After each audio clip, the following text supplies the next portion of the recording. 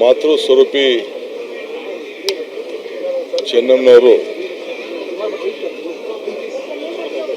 ಅವರ ನಿಧನ ಕೇಳಿ ನಮಗೆಲ್ಲ ಆತಂಕ ಆಯಿತು. ಆರೋಗ್ಯ ಗಂಭೀರವಾಗಿದೆ ಅನ್ನೋದನ್ನು ನಾವೆಲ್ಲ ಮಾಹಿತಿಯನ್ನು ಕೇಳ್ತಾ ಇದ್ದೋ. ನಮ್ಮ ಪೊಲೀಸರು ಕೂಡ ಚೆನ್ನಾಗಿದ್ದಾರೆ ಅಂತೇಳಿ ವರದಿಯನ್ನು ಕೊಡ್ತಾ ಇದ್ರು. ಅಪಾರ ದೈವಭಕ್ತಿ, ಇಡೀ ರಾಜ್ಯ ದೇಶದ ಒಂದು ದೊಡ್ಡ ಕುಟುಂಬಕ್ಕೆ ಹಗಲು ರಾತ್ರಿ ಎಲ್ಲ ಕಷ್ಟದಿಂದಲೇ ಸುಖದಿಂದಲೇ ಜೊತೆಯಲ್ಲಿ ಇದ್ಕೊಂಡು ಒಂದು ದೊಡ್ಡ ಸೇವೆಯನ್ನು ಮಾಡಿದಂಥ ಒಬ್ಬ ಧೀಮಂತ ಹೆಣ್ಮಗಳು.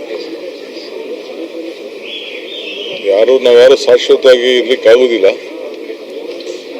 ಆದರೆ ದೇಶ ಮತ್ತು ರಾಜ್ಯದ ಅನೇಕ ರಾಜಕಾರಣಿಗಳಿಗೆ ಒಂದು ಮಾತೃ ಸ್ವರೂಪಿಯಾಗಿ ಸೇವೆಯನ್ನು ಮಾಡ್ಕೊಂಡು ಬಂದಂಥ ಒಬ್ಬ ಧೀಮಂತ ಹೆಣ್ಮಗಳು.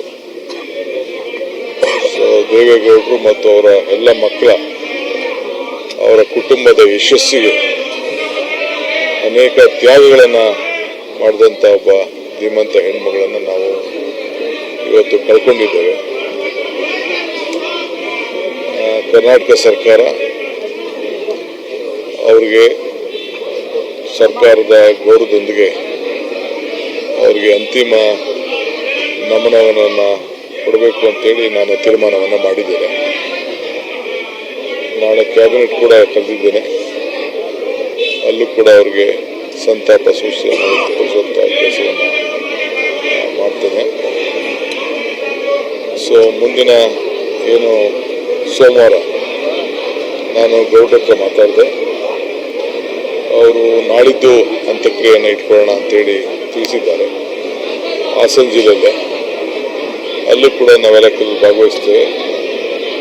ಸರ್ಕಾರದ ಎಲ್ಲ ಥರದ ವ್ಯವಸ್ಥೆ ಕೂಡ ಮಾಡಲಿಕ್ಕೆ ಈಗಾಗಲೇ ನಾನು ಸೂಚನೆಯನ್ನು ಕೂಡ ಕೊಟ್ಟಿದ್ದೇನೆ.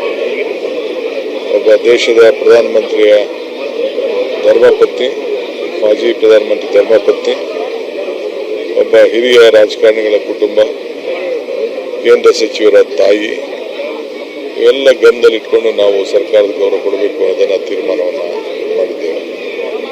ಅವರ ಆತ್ಮಕ್ಕೆ ಶಾಂತಿ ಸಿಗಲಿ. ಇನ್ನು ಅನೇಕ ವಿಚಾರಗಳು ಮಾತಾಡಿದ್ರು ಕೂಡ ಬೇರೆ ಸಂದರ್ಭದಲ್ಲಿ ಅವರ ವಿಚಾರವನ್ನು ಅವ್ರು ಮಾಡಿದಂಥ ತ್ಯಾಗ, ಮನೆಯಲ್ಲಿ ಎಲ್ಲರೂ ಕೂಡ ಒಟ್ಟಿಗೆ ತೆಗೆದುಕೊಂಡು ಹೋಗುವಂಥದ್ದು ಒಂದು ಹೆಣ್ಮಗಳು ಇಡೀ ನಮ್ಮ ರಾಜ್ಯದಲ್ಲೇ ಒಂದು ದೊಡ್ಡ ಎಲ್ಲ ಹೆಣ್ಣು ಮಕ್ಕಳಿಗೆ ಒಂದು ಮಾದರಿಯಾಗಿ ತ್ಯಾಗದ ಸ್ವರೂಪಿ ಅನ್ನೋದನ್ನು ನನಗೆ ಹೇಳಲಿಕ್ಕೆ ಭಾಳ ಈ ಚಿಕ್ಕ ವಯಸ್ಸಿಂದನೂ ಕೂಡ ಸುಮಾರು ದೇವೇಗೌಡರ ರಾಜಕಾರಣ ಸುಮಾರು 60-65-20 ವರ್ಷ ನಡೆದಿದೆ. ಹಾಗೆಲ್ಲ ಕೂಡ ಆ ಯಶಸ್ಸು, ಕಷ್ಟ, ಸುಖ, ನೋವು ಎಲ್ಲದಕ್ಕೂ ಕೂಡ ಪಾತ್ರರಾಗಿದ್ದಾರೆ. ಇದು ಭಾಳ ವಿಶೇಷ. ಅವರ ಆತ್ಮಕ್ಕೆ ಶಾಂತಿ ಸಿಗಲಿ.